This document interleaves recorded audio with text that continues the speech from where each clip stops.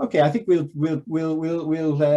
start. We'll let other people join us in a few moments. But first of all, I would really like to welcome everybody who's joining us tonight for our ICT working group and French Tech joint event, which is to discuss how our tech entrepreneurs find their niche markets. And I have to say, I'm delighted. First of all, I suppose we're delighted to be joined from the French Tech side on this call. I know in the audience, David Julot, who's been very much responsible for keeping French Tech on track in Ireland, and also Pauline Tapie from Business France, who's also been working very hard to make sure that French Tech in Ireland is a growing and busy space for entrepreneurs.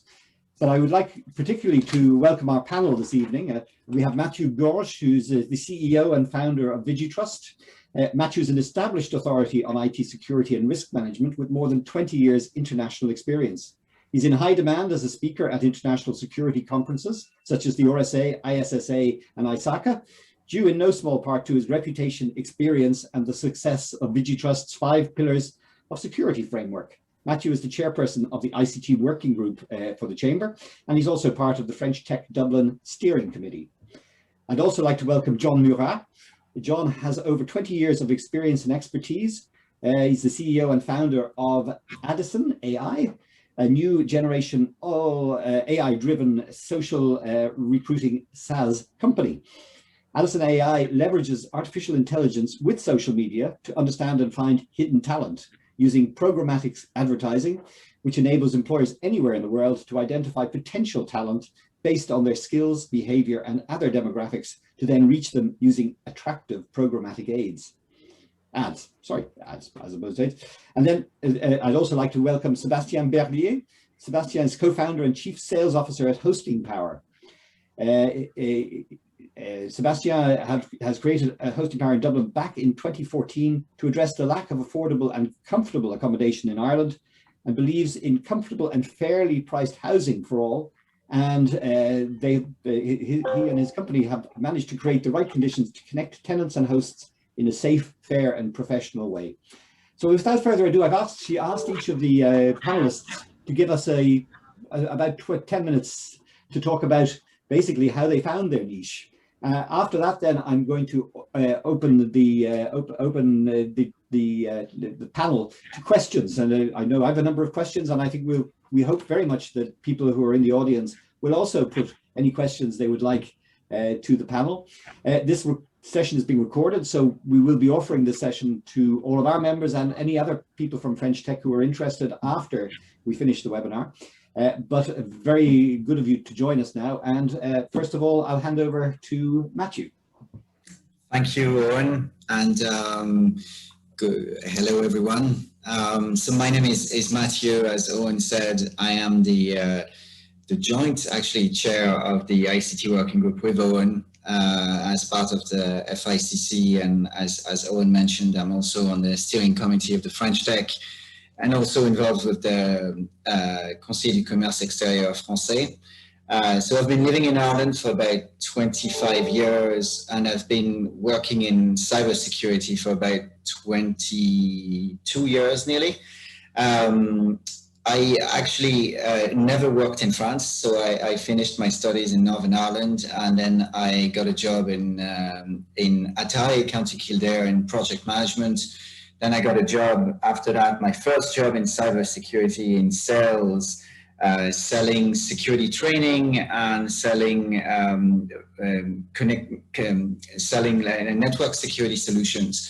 And I kind of got the bug for the whole idea of securing businesses and securing data and securing the way we live, basically. And so my niche today, I suppose, would be compliance and security, primarily around security of personal data, health data, payment data, and of late, spending a lot of time working on critical infrastructure protection, which, as you all know, is very important, as we saw with the health service executive in Ireland in the last few weeks.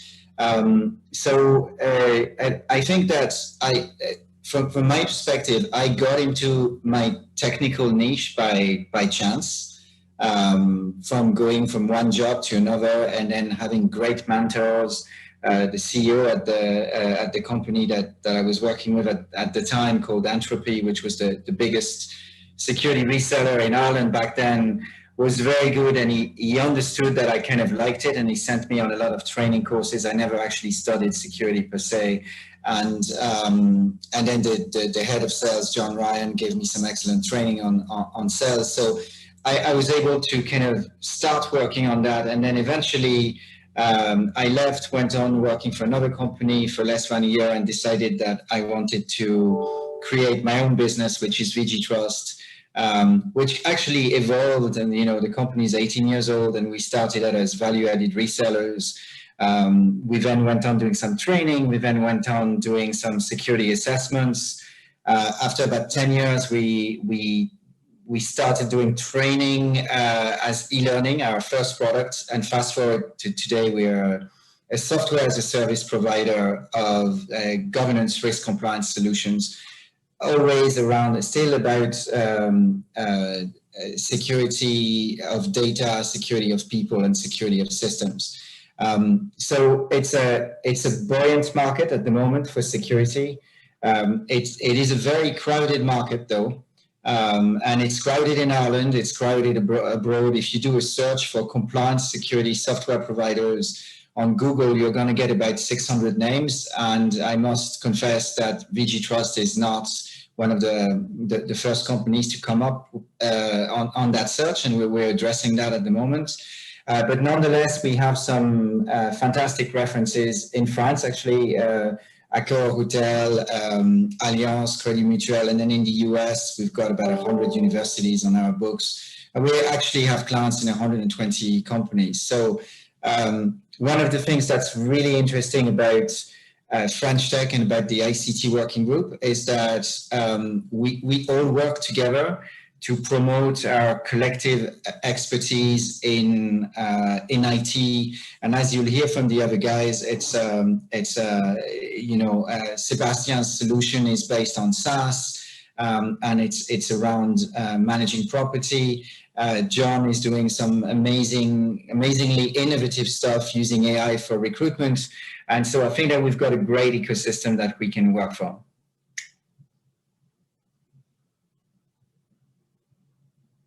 You're on mute, maybe, Eoin? Yeah, thank you very much, Mathieu. Very interesting. So I'll pass the parole over to John Murat now. Thank you, John. Hi, everyone. Well, thank you very much for having me today. I've only recently joined the French Tech Dublin, so I'm very happy to have joined the group. I've been involved with the Chamber for many years, obviously because I've been in Ireland for a large amount of years. So I came to Ireland in 1995, so a little bit unusual in the way I came to Ireland and what I did and how I progressed through the economy. When I came to Ireland initially in 1995, I was a cocktail barman in France, so no relevance to technology or the business in general. And a bunch of Irish people in France that I met invited me to Dublin. And when I came, I really loved the environment. I loved the dynamic atmosphere that Ireland had at the time. There was a very young population, so it was very fun and friendly. So that what really kept me in Ireland. So I came back. Obviously, I packed my suitcases and decided to move permanently to Dublin, because I also saw through all that there were a lot of business opportunities that weren't yet obtained in Ireland in comparison to France. So Ireland was not really a modern country in the mid-90s. However, there was that dynamic that was really being created, and especially with the likes of the IDA that were focusing on bringing companies over to Ireland. So you could start feeling that in the late 90s. So when I came initially to Dublin, obviously with my cocktail barman skills, I started working in various pubs in Dublin, trying to convince everyone to drink cocktails. Unfortunately, at that time, Guinness was the only popular drink. So I quickly, because again, alongside the economy, I quickly moved up from being just a French barman to becoming a bar manager and ending up managing a nightclub in Dublin with about 15 employees. So I was very happy. At that time, I was only 21 years old. So it was a lot of fun. So Ireland was really good for me in the first few years to start with. So the reality was that at that time, in the late 90s, because the economy was so buoyant, and the fact that I was always interested in sales, I was starting to get phone calls because of my language skills from various companies that were setting up. They were looking to hire French speakers because the French market was the first market to be centralized for a lot of American corporations. They were setting EMEA centers in Ireland. So the fact that I was interested in sales, I saw the opportunity to potentially move into a sales position. So at first, I didn't want to do anything with my French language. I wanted to keep speaking English, which at that time, my accent was much better than now. So my first job was selling alarm systems. Then I moved on to timeshare properties. So that was fun. And then I was selling websites. And while doing this, my goal was to start really looking at what sort of business I could create. And by looking at the economy and the way that the growing companies or number of companies that were setting up in Ireland was going, I figured that recruitment could be a possibility. I looked at a lot of different media, newspapers, and I'm sure Eoin, you'd remember from there, and probably Mathieu as well, that at the time newspapers had full career pages. There was a lot of events in DRDS about careers, and you had large corporations like Intel, Microsoft that were going to those events to try to hire software engineers and French-speaking staff. So with no experience, I decided, while I was selling my websites part-time, I decided to start up my first business. So at 22 years old, I made a few phone calls. I went to all the career events I could go to with my best suit, the only one I had at the time.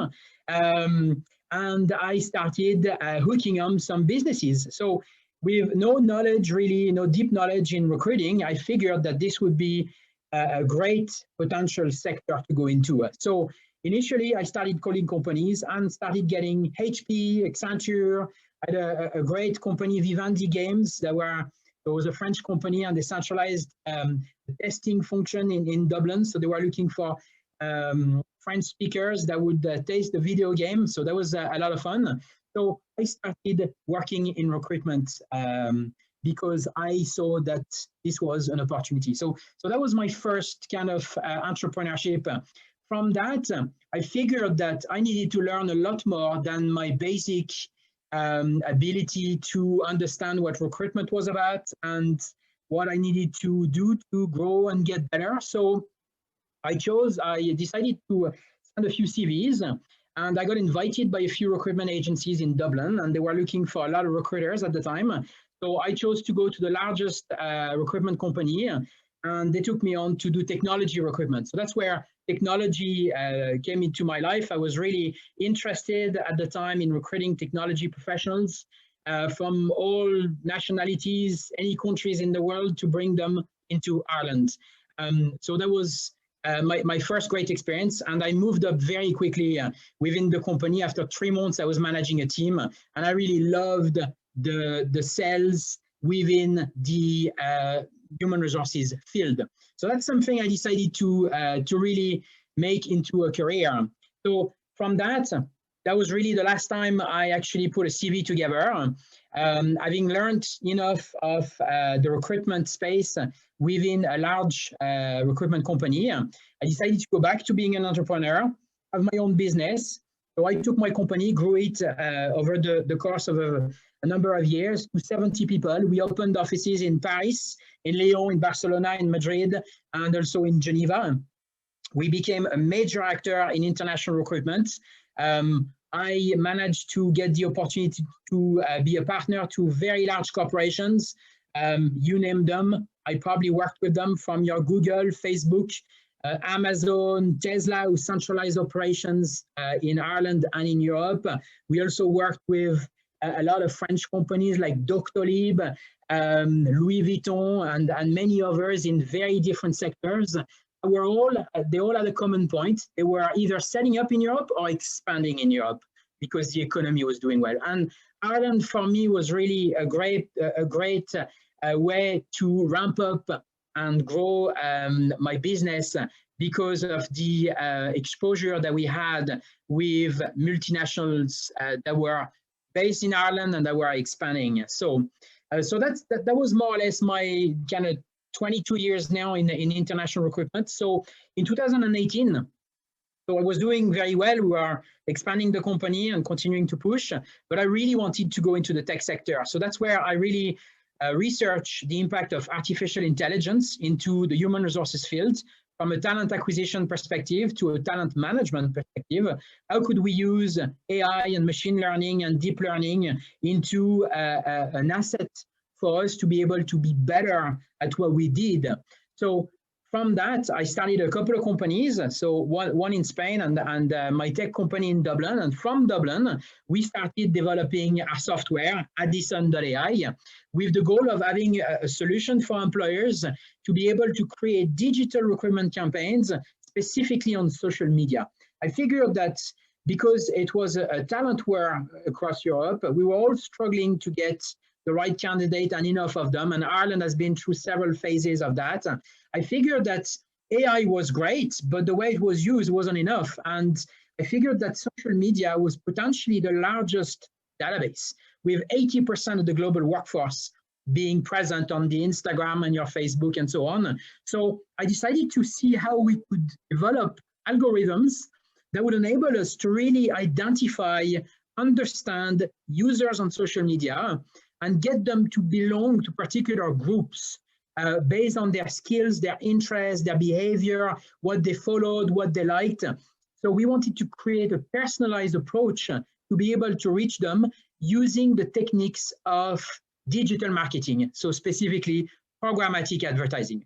So we've been trying to build a great product, really to try to innovate the sector so that we no longer have to compete and chase for the same people on the same places, but that the employers could actually go onto social media and identify people. So we've been lucky enough to have worked with a good number of companies so far. So our clients have been the likes of McAfee, Deloitte, and Allianz. And my biggest success actually has been the European Space Agency in 2020, for whom we've done a few months of work where they had a big recruitment drive for their technology and engineering space division. So, so COVID for us has really enabled our development in terms of software and building out a product, because obviously the recruitment space had shrunk in 2020.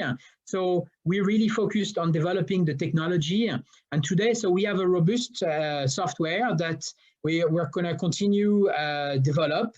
And now the plans for us, because of Ireland, I guess, is to really expand into large countries like France and Germany, UK, of course, which we do some work for, and the US come back in September. So we really focus on the technology, really the impact of artificial intelligence, so that we can use that to our benefit and enable employers to find a very innovative way to find talent.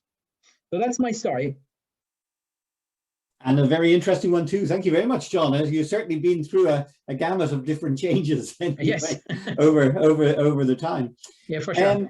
Thank you for that. And Sebastien, also very welcome to this webinar, and very much interested in hearing about your story as well. Thank you. Thank you very much, Eoin. Thank you, John, and thank you, Mathieu.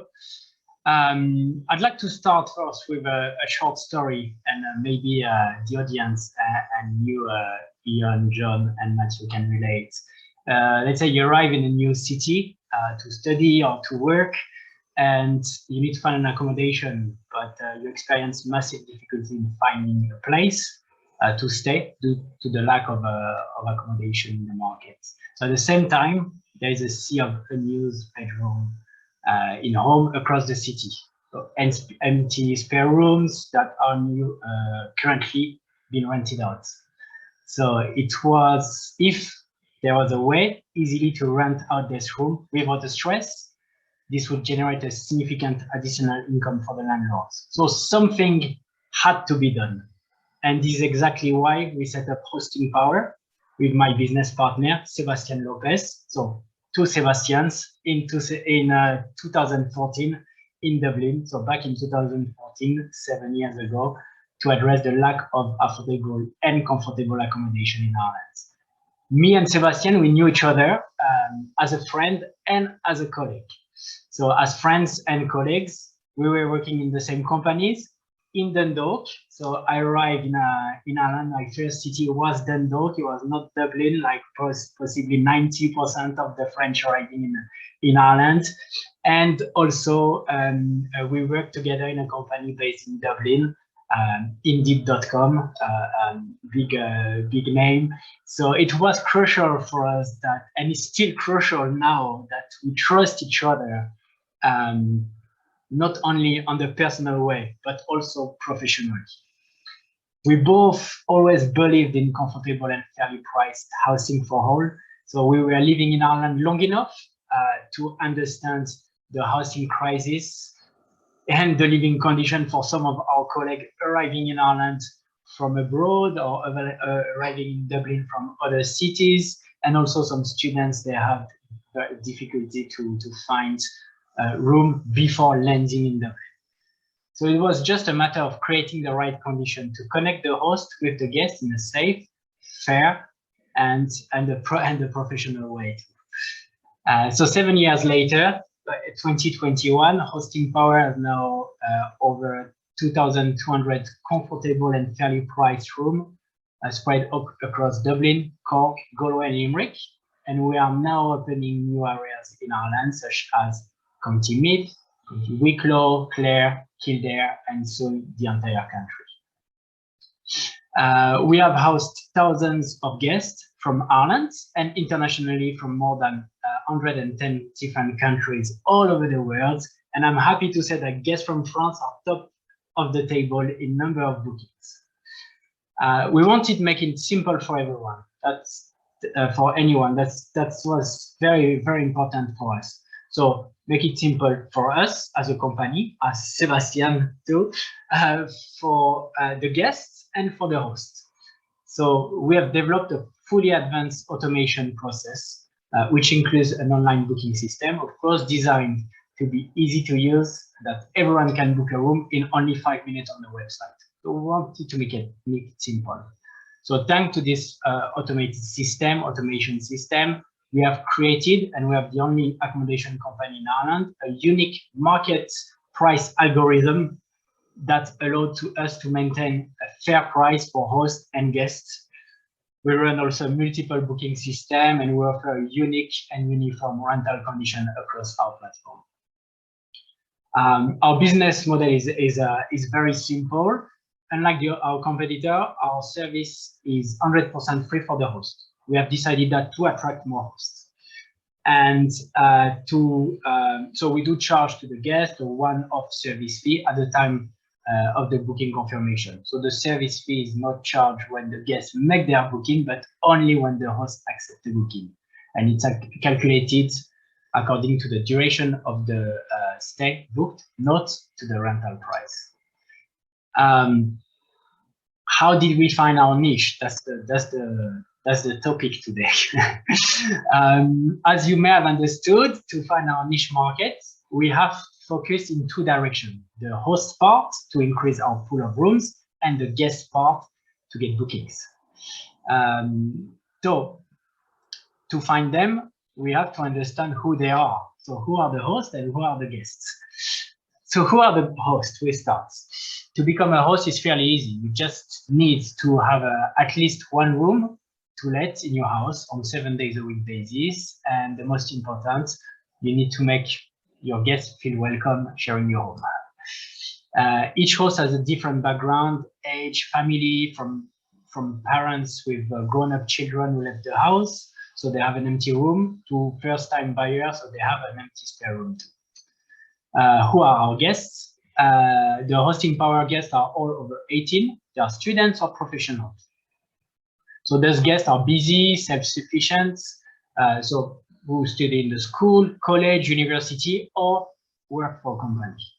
They basically book room for the entire duration of their stay. For example, Erasmus students coming for one academic semester, or someone who needs an accommodation for a few months, arriving in Ireland, arriving in Dublin or Cork or Galway, just the time for them to find a permanent home. So now we know who they are. How do we find our niche market? There are some specifics for hosts, some specific for guests, but also for both guest and host, we have developed a multiple channel. We have developed multiple channels to target our guests and hosts. So over the years, we have developed and improved our SEO.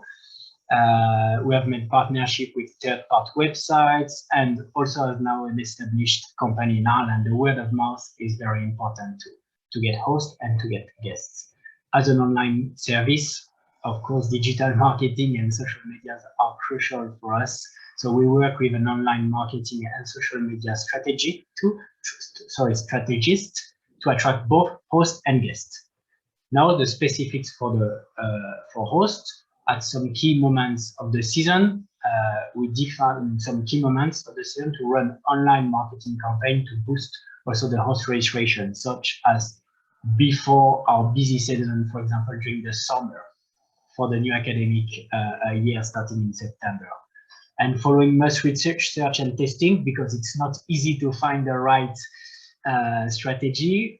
With our social media strategies, we have developed the perfect target audience to advertise and using the social media ads. And this has massively expanded our host portfolio, not only in Dublin, but also across the country. The specifics for the guests. So we have a feature, we are featuring accommodation section on websites of most of the Irish universities. So the major school in Dublin, Cork, Galway, and Limerick, and also a number of university and school abroad too, to attract the students and to attract also the professional. We have been hosting in the past 7 years professionals working for over 150 multinational companies, including Amazon, Apple, Facebook, Google, HP, Indeed, Extra, as well as startup and local business.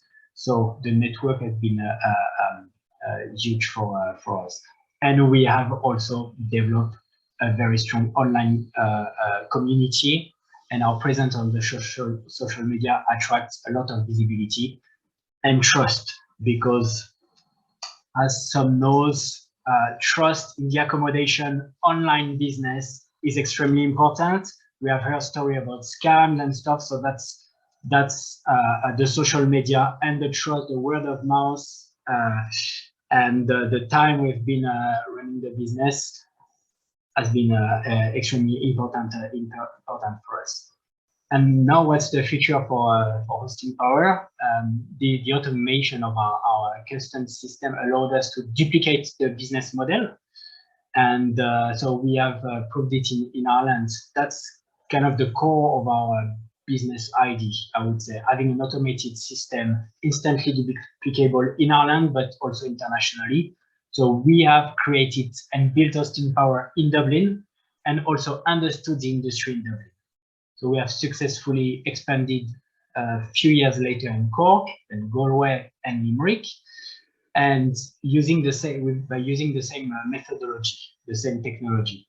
And as I previously said, we are now opening areas such as County Meath, Wicklow, Clare, and Kildare, and the entire country by the end of the year. And as you may have understood by now, the natural way for us is now to grow internationally. So we have been working on the international expansion, and you have to stay tuned now, because we are going to announce in the next few months the expansion of hosting power across global markets. Thank you very much for listening. Congratulations, Sebastien. And it's very interesting to hear. I mean, 3 different niches, really: security, recruitment, and hosting in terms of accommodation. But yet 3 great growth stories. I just want to repeat for anybody who would love to ask a question of our panel, please put the question into the chat into the chat box as part of the Zoom call. I gave a shout out already, I think, to people from the French Tech, and of course John and Mathieu are working with French Tech in Dublin, and of course David Junot with Preto, and also the Business France, Pauline Tapi. Great to see them on the call, but I also would omitted to thank Cleona, of course, McGann, the director of the Chamber, for putting this together, and for Leah, who's been doing a lot of the work in preparing it. So if I don't get a chance to thank you later, Leah, thank you very much for that. We unfortunately don't have Finan with us from Campsite. He unfortunately was called to a business meeting at the very last moment and expressed his sincere apologies. We'll see him again at an ICT working group event, I'm sure, and a French Tech event. But I do have actually a couple of questions. Leah's just told me one of the questions that has come through is, and it's to put to the 3 of you, maybe starting with John and going through Sebastien and Mathieu. What hurdles did you have to go through with your business to get to where you are now? So I'll maybe ask John, first of all, too. Yeah, well, thank you, Eoin, and thank you for the question.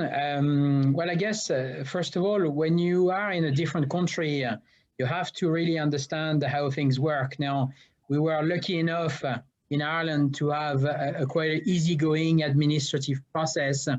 And I guess a lot of people to ask, because the great thing about Irish people is that they're always willing to give advice. So I think that's an amazing support that we get in Ireland, especially.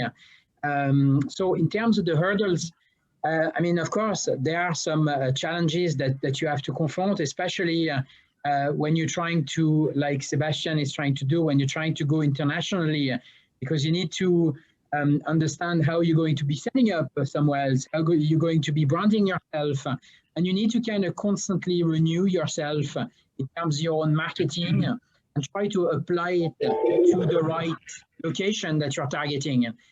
Because if you're targeting Germany or France or Spain, they're all going to be completely different in their culture and the way that that you have to handle those.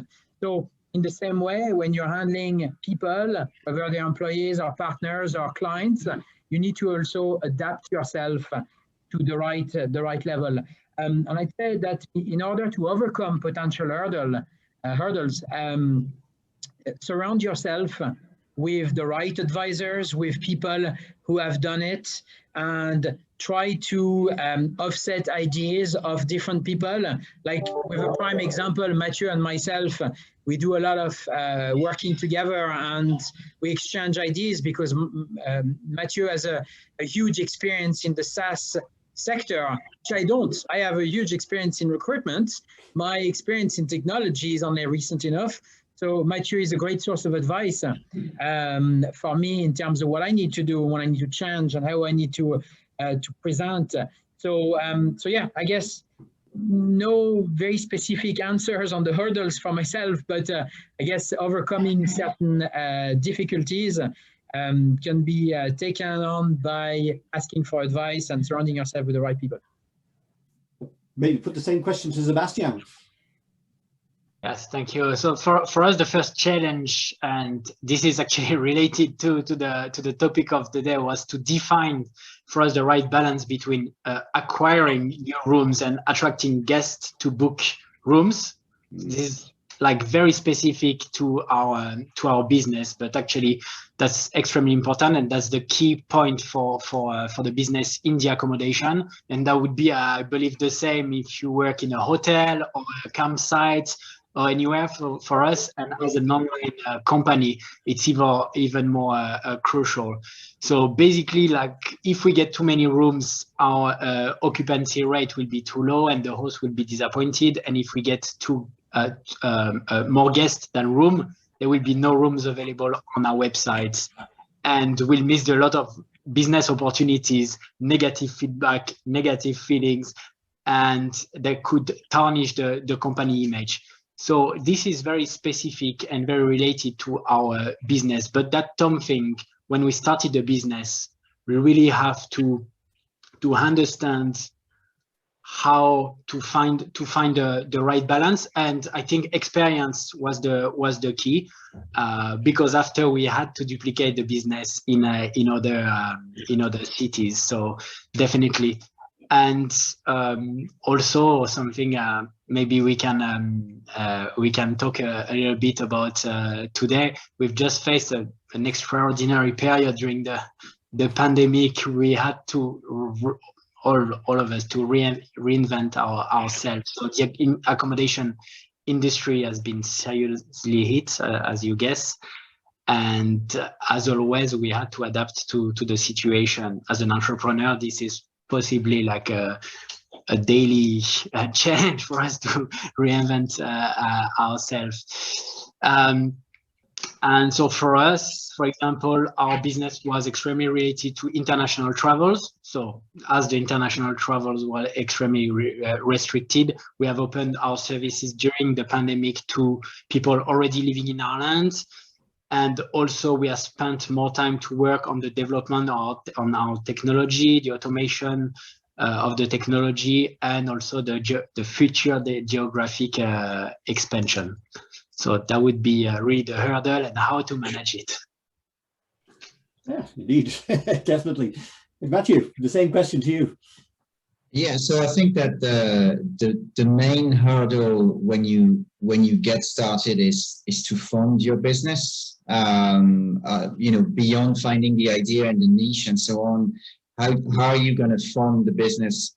How are you going to be able to go to John and say, can you recruit those salespeople for me? You need cash to do that, because he's great, but he doesn't work for free either. So, and neither should he, And I do think that there's another hurdle if you're based in Ireland, which is kind of Ireland has that kind of double-edged sword, that it's small enough that you can get to know everybody very quickly. You can get into different networks and you can work the networks quickly. But on the other hand, it's a small market. So if you start a software business, your market is extremely likely to be international, right? And so John and Sebastien spoke about that for their respective experience and businesses. But like, you can't just rely on the domestic market to make your company successful. So you have to learn to export yourself. And I think that's one of the things that was hard for me to understand, is that I was like, well, I've got experience in security. I've got clients in Ireland. I've got a few clients in the UK, and that's good enough. And I'm going to continue to grow. Unfortunately, other very good people in cybersecurity, born in Ireland, had the same idea. And so they were using a different network. And in the end, it was clear that from a Vigitrust perspective, we needed to become more international. And I think that idea of becoming more international is very important, which leads me back to the funding issue. Like, it's very easy in Ireland to get a little bit of funding from the local enterprise boards, from maybe Enterprise Ireland as you start growing. But when you go to get like bigger amounts that really allow you to build a new team, to build international teams and so on, my experience is that I found that the funds and the VCs in Ireland are relatively risk averse compared to the French funds or the US funds or even some of the UK funds. And so, that question of why does Ireland Inc. not have many more unicorns in tech? Well, it could be potentially because of that lack of indigenous funding. Now, I'm not saying that you can't find the funding or that a VC in Ireland cannot partner with someone else, because they normally do. But I think that when you start out as an entrepreneur, you're trying to define your niche, you're trying to recruit people, you're trying to make cash flow work. It is an additional challenge. And I know that within the chamber, we've done a few events on how to raise money to create your international business, but it is one of the challenges. And to go back on what John was saying earlier on, it is true that as an entrepreneur, your life can be reasonably lonely because, you know, when everything works, everybody thinks that it's like that every day. And when it doesn't work, they don't really want to know about it. So you need to help each other, and the networking is really key. It's interesting to hear. Yeah, I mean, and maybe put the question to John and Sebastien that Mathieu is kind of posing there as well. Do you think the French and or the Irish governments are doing enough to help you basically to expand and to, let's say, to move yourselves to the next level? Is that something that you feel the support is there, or could more be done? On our side, it was when we started the local enterprise office, the LEO. I've been supporting us during the first year, during the first months after the creation of the company. So that's something was extremely very, very interesting and very supportive.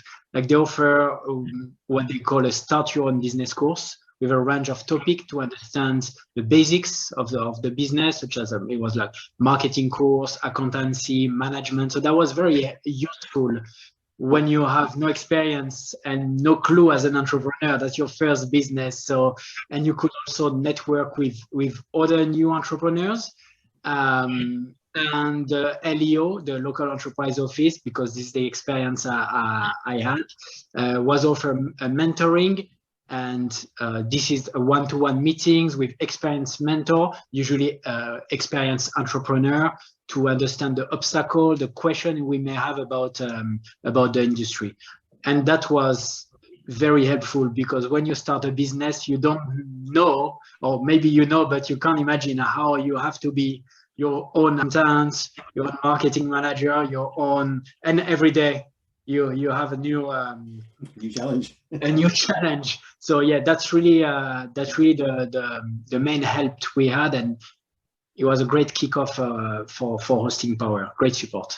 Okay. John, what about you? Did you? Well, on my part, so I mean, my initial companies were self-funded, so we didn't look at any potential support. But I can see now in the last 3 years, in terms of moving into technology, on one part, I do meet what Sebastien is talking about. There is some local support to a small scale, which is great. They provide some small amount of financing and some assistance and mentoring and so on. But I do meet Mathieu on the kind of, once you're looking for something a bit bigger, it's quite challenging. I mean, I've been like, look, I'm building something quite creative in artificial intelligence. And unfortunately, the hurdle is that a lot of people don't understand what we do. So therefore, it's not catching the attention of a certain level of potential investment because it's too small. The market is too small in Ireland. So unfortunately, that's a hurdle that the government is not really helping. I've been in contact with Enterprise Ireland for probably 18 months now, and I'm not yet at what the requirement level is to be able to get that assistance. While LEO office are very supportive, it cannot provide enough, I guess, support. The support is a couple of months in terms of cash flow. And if we compare to the likes of France, I guess France to some extent has more access purely because of the size of the country. So local territories in France, local regions in France will provide you with the same support as LEO would provide, but obviously it would be a greater scale. And I think that having been involved with the Chamber and the French Tech and so on, there's a huge networking that is being done in France. That is not to the same level, I guess, purely because of the size in Ireland. And therefore, I think through that networking in France, I do believe that you can get some very decent support, starting from a very local scale to then expanding nationally and then internationally. The only challenge maybe that I found for France is when we set up our first office in Paris, our first company in 2007, there was no real investment no real assistance from the French government to attract us, to help us grow when we set up in Paris. So, I guess it's fair enough. It's much more oriented towards French companies who are building a French local business to be able to expand. So some assistance, to some extent. Okay, it's interesting maybe to hear yourself and Mathieu talk about networking. I mean, and talking to each other. Another question that's come in, and I think you, to a certain extent, answered it already, is how has the networking, especially with the France-Ireland Chamber or French Tech, been a catalyst for your business? Have you found that networking useful in terms of developing ideas? So maybe if I'll go first on that, if I may.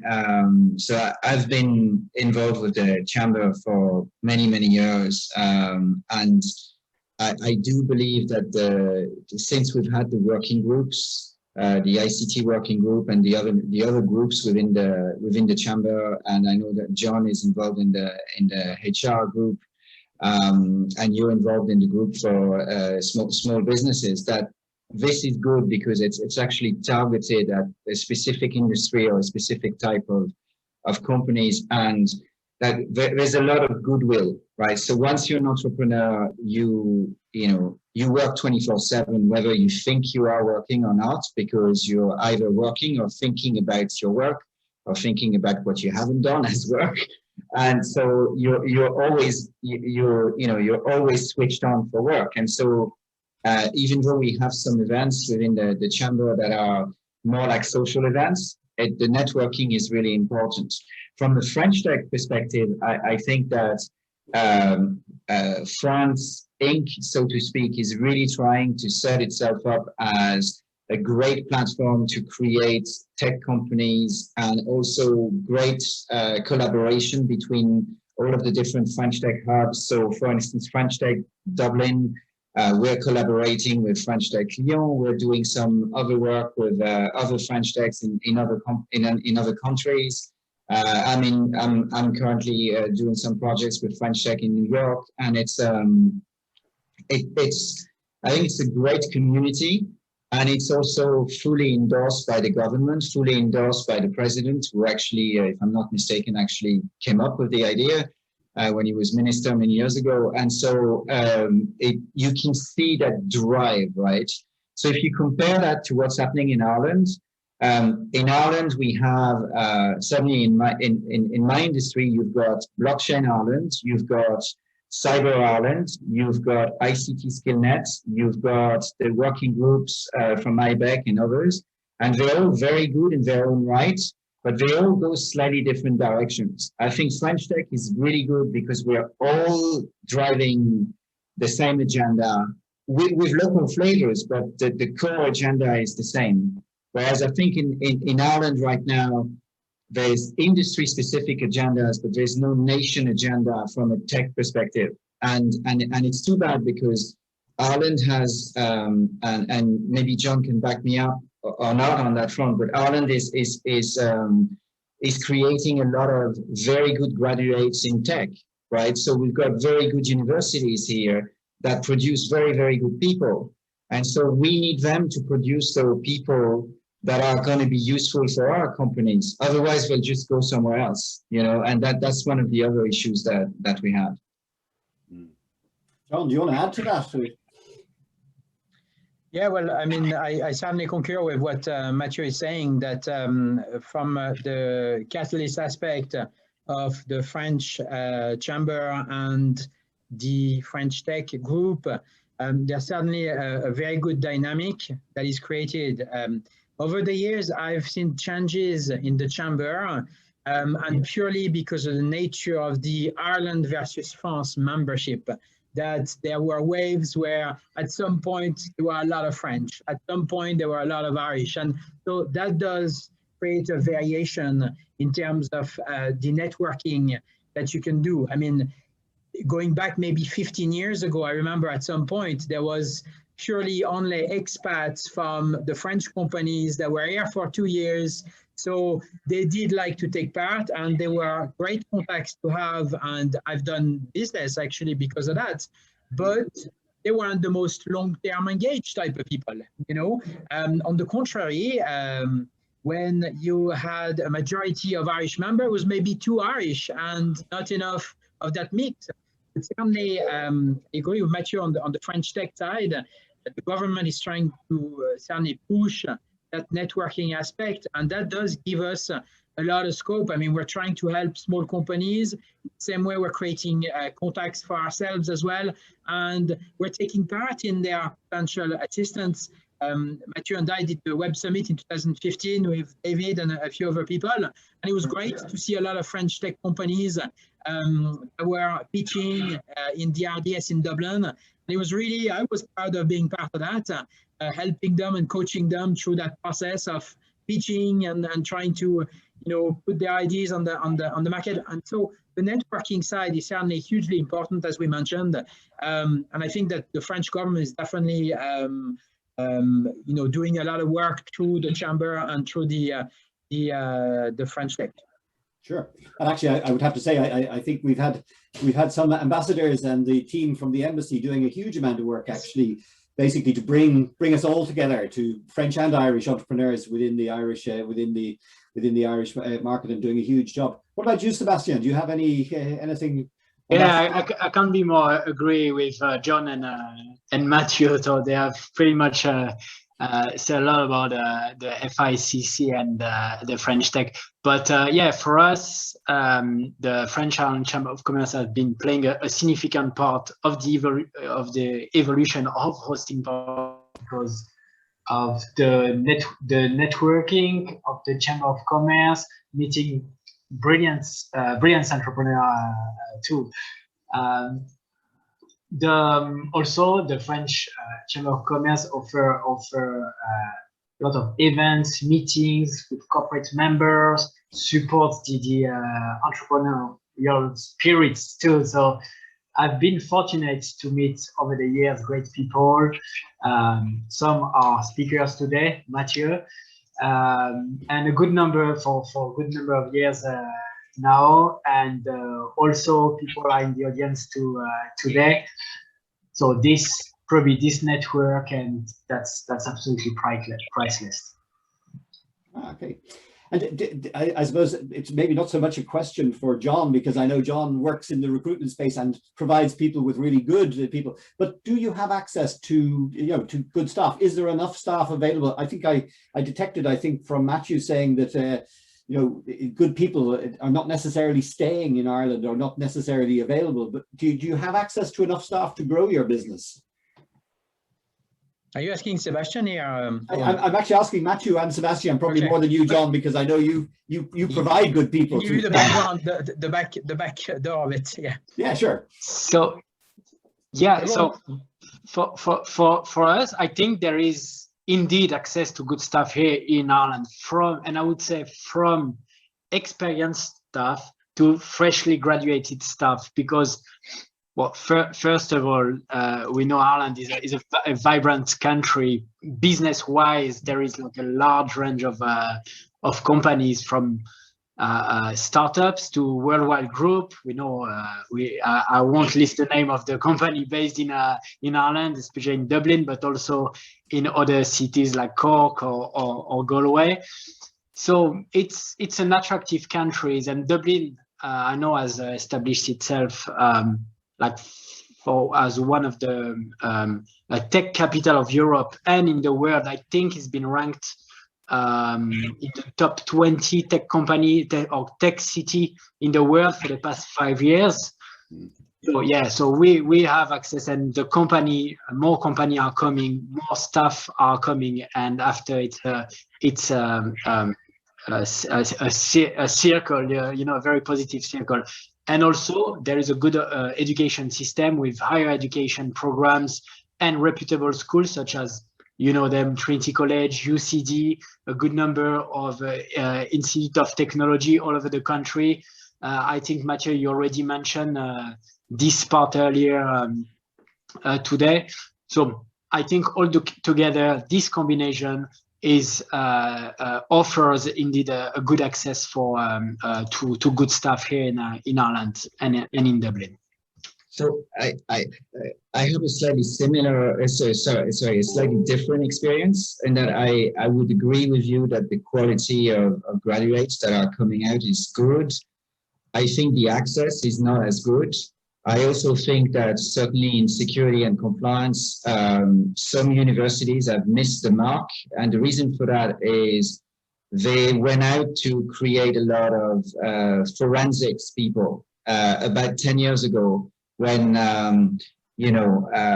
forensics series on TV were very popular and everybody wanted to do CSI stuff. And the problem is that across the 7 major universities on the island of Ireland, they were producing about 140 graduates, really good graduates every year, but the country at the time only had a requirement for about 20 a year.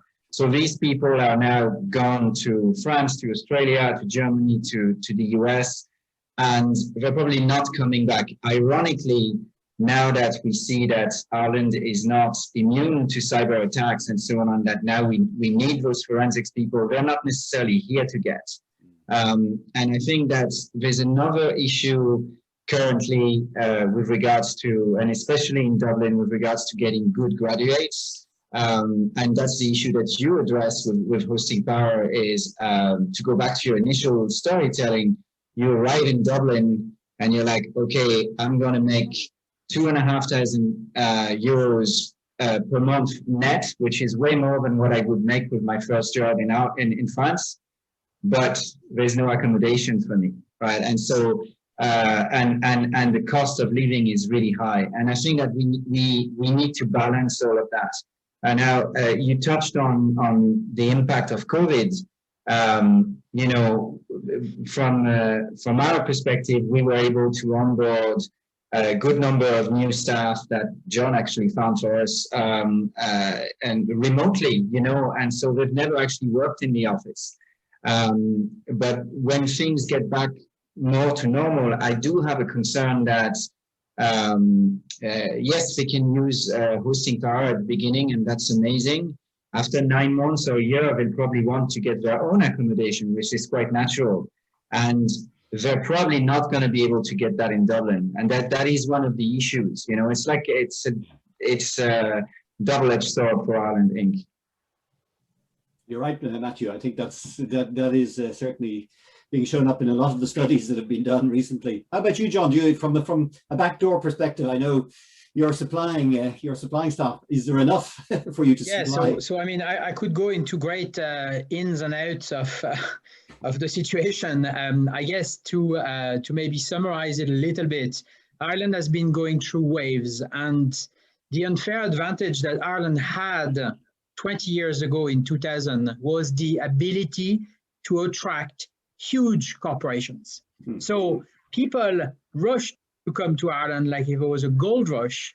They came with skills. I know I've brought a lot of people as far as Moscow, or coming from Moscow or India and so on, into Ireland, because Ireland was widely opening their doors to be able to accommodate those employers. Unfortunately, as part of those waves, when we had the financial issues in 2008, Ireland decided to shut the door to the visa process, which unfortunately meant that those engineers that were primarily technology engineers suddenly had the challenge of not being able to get a visa. So unfortunately, it was selective.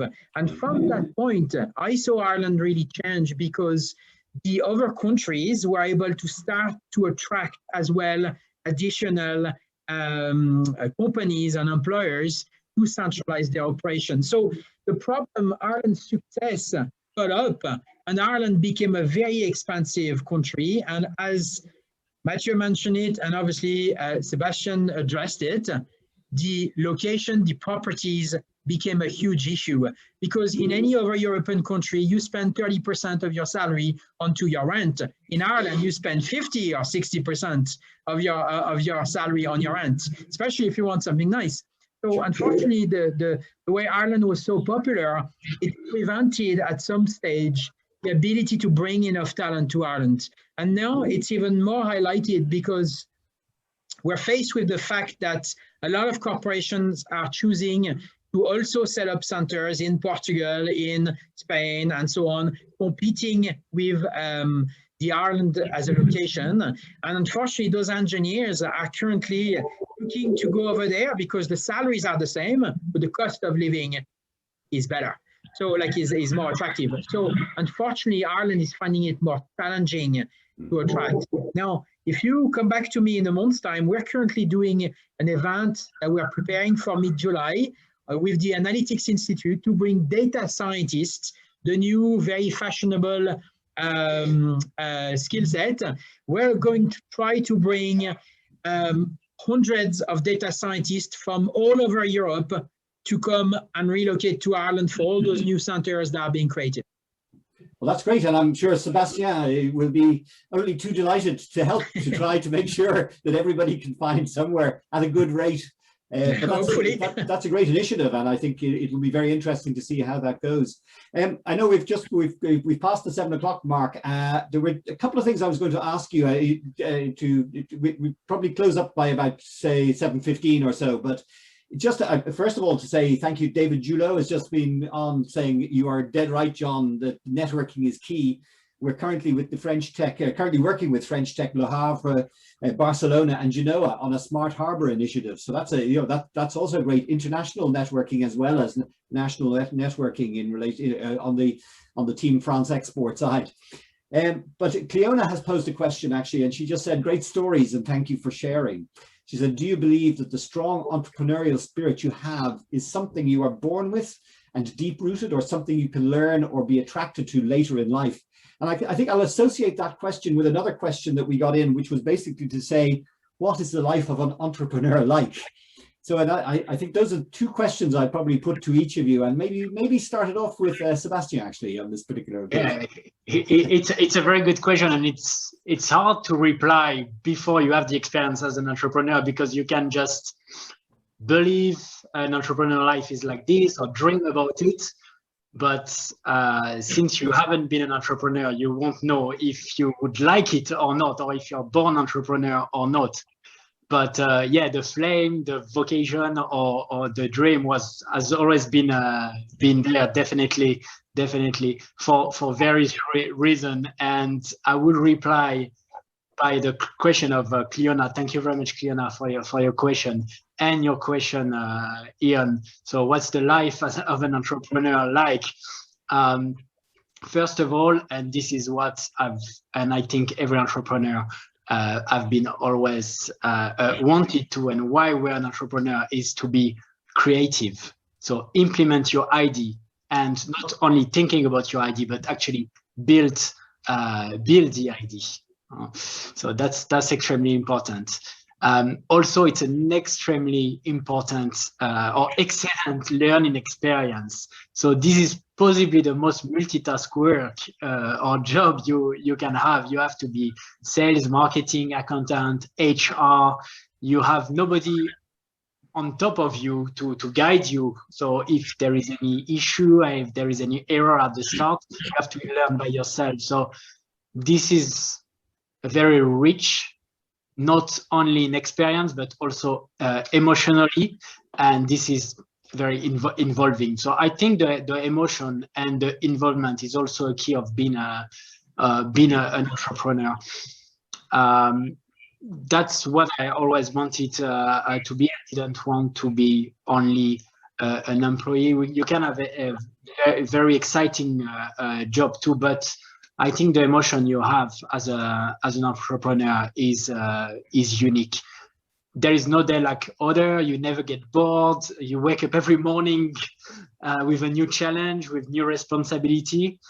So when you set up your own company, that's also something unique, that you have to create your own company atmosphere. You have to create your own company with the design of your website, with your logo, with your office, the team spirits. So you can reflect exactly the character of the company by like entering to an office, looking at the website, talking to the staff who represents the company. That's something that's this kind of experience you can have only as an entrepreneur. So that's absolutely a key for me, and this is always what I wanted to do. So that can reply to Cleona. That's always something I wanted to do, and I'm extremely happy to have done that, not only by myself, but also with my business partner, the other Sebastien. And so yeah, having a business partner, also having the way together so we can support each other was extremely important. Thank you, Sebastien. I'll put the same question to John, actually, maybe this time. What do you think, John?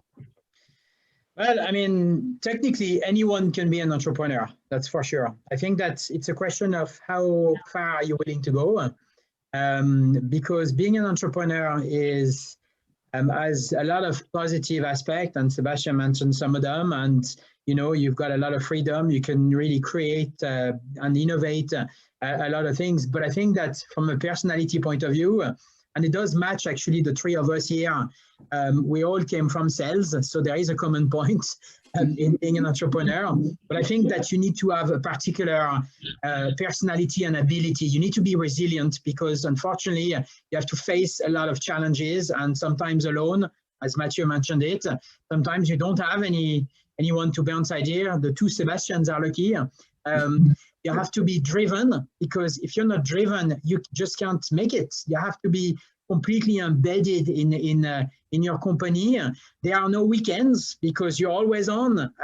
There's no time off. There's no, yes, you steal time here and there, but at the end of the day, your company, you're fully embedded in it. For some of us, you sleep 5 hours a night because you've got so much to do during the day that you just don't have time to sleep enough, because you need to keep pushing your company, you need to make progress, you want to do a lot of innovation, therefore you need to make sure that you do what you said to do. You know, at the end of the day, the rewards come only with the hard work, so you have to be willing to take on the hard work and really prepared to do whatever it takes to succeed. That's what being an entrepreneur is to me. So anyone can do that as long as you set your mind to do it. And a lot should do it. You're right. What about you, Mathieu? You've probably got much the same experience, have you?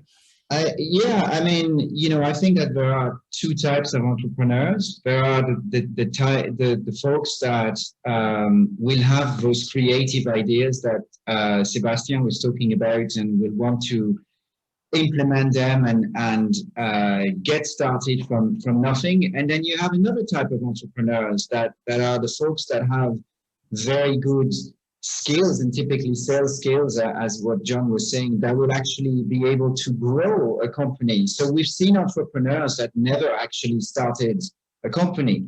They did a management buyout, or they actually came in as part of a VC round and a VC put them in as a CEO and they grow the company. What's extremely rare is to find entrepreneurs that have the idea, build it and grow it, and even more rare that do this successfully. Because I totally agree that every day is a new challenge.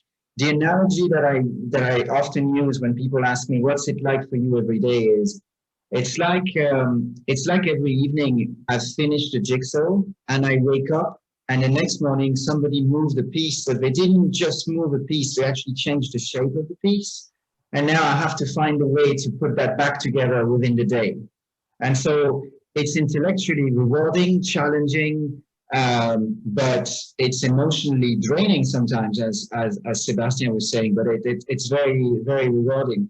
And in fact, one of the former presidents of the Chamber of Commerce, Philippe Cosson, who's a coach, we were talking about entrepreneurs one day, and he said to me, you know, what defines an entrepreneur from somebody who's not, the things that set you guys out from other people is that every time you're brought down, doesn't matter how much we kick you, you always raise back up and you always go again, because you don't have a choice, so you're just going to make it. And I think that the idea of resilience and the concept of resilience, it's one of, yes, everybody that's an entrepreneur has some sales skills and some innovation, but I think the resilience aspect is also very important.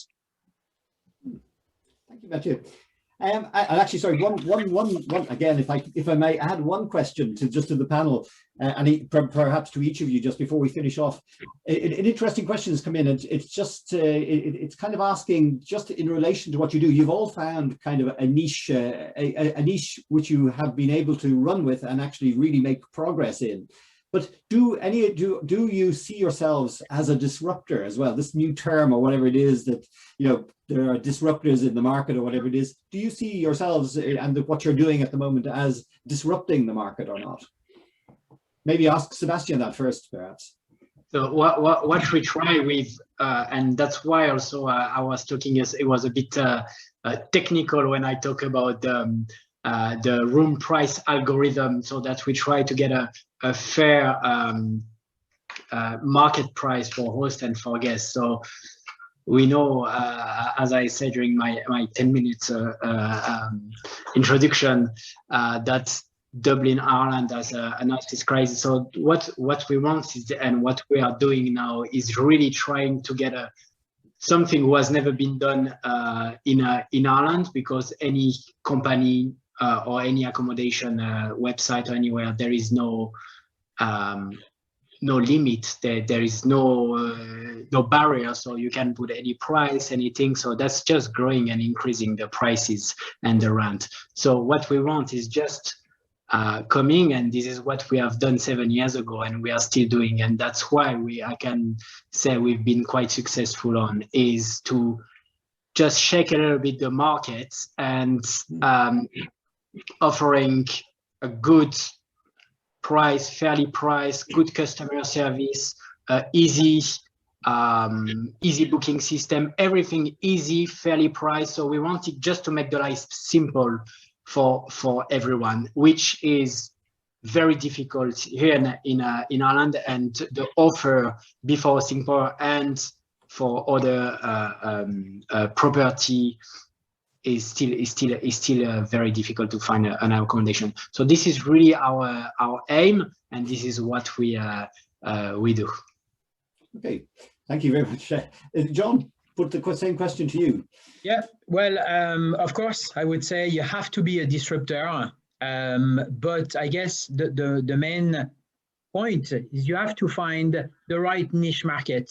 You have to then disrupt that market by offering something special, something new. We can all sell, clearly, because we're all here.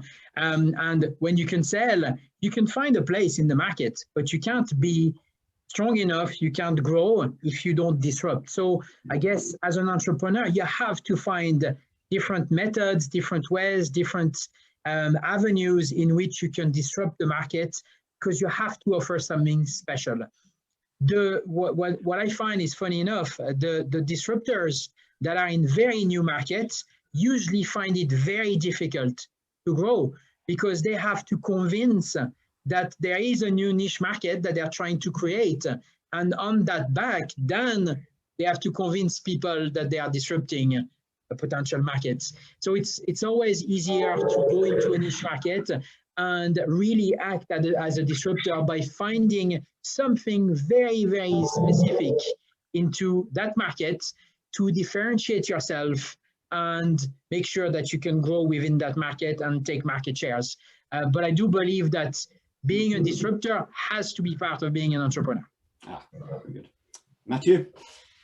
Yeah, I would agree with what Sebastien and John have said. I would add, though, that if you want to disrupt the markets, yes, you do need to offer something different, but you need to offer something that will add value pretty much immediately. The way we've done that as from a Vigitrust perspective is because there are a lot of people offering software as a service that do some level of compliance, and yes, I would contend that they don't do it as well as us, but they do offer. It's a crowded market. In order to establish our innovation and credibility, we created an advisory board, which is essentially a non-commercial think tank platform where we bring in people, including our competitors, to talk about what's happening in the industry. So we try and become the voice of the industry. And that is very disruptive for our competitors as well, because they're like, well, hold on, why are you inviting us? We're competing with you. And we're like, because we're the voice of the industry. So then when you go to the target person in the company, they're like, well, you're the voice of the industry. You've created that big community that adds value. And so it's a lot of work, but I think that, yeah, if you've got something completely different, like Sebastien with the price algorithm, and the fact that there are very few players in the room rental as a service market. They are clearly one of the new innovations and doing very well. And then John with innovation on AI for recruitment, that's very, very new. And you can see the value add very quickly. So it doesn't need to be new for the sake of being new. It has to have that value add for your target markets. Thank you very much, Mathieu. And actually, just I mean, we're probably going to bring it to a close around about now, but maybe just to say that to anybody who is watching, and this maybe watching this on a record as well, on the recording, that I'm sure Mathieu, John, and Sebastien would be very happy to take one-on-one questions. We'll put out some contact details to the Chamber and through French Tech after this anyway. But it really remains for me to say, first of all, thank you very much to Sebastien, and best of luck, Sebastien, with your. We'll be watching this space to see where you are going next. When you're able to reveal it, it will be. We wish you the best of luck with that, and definitely, I think you have a niche that you can exploit.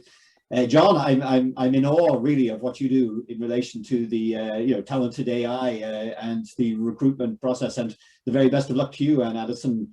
As you grow and expand. And of course, I can't really say my co-chair on the ICT working group, Mathieu.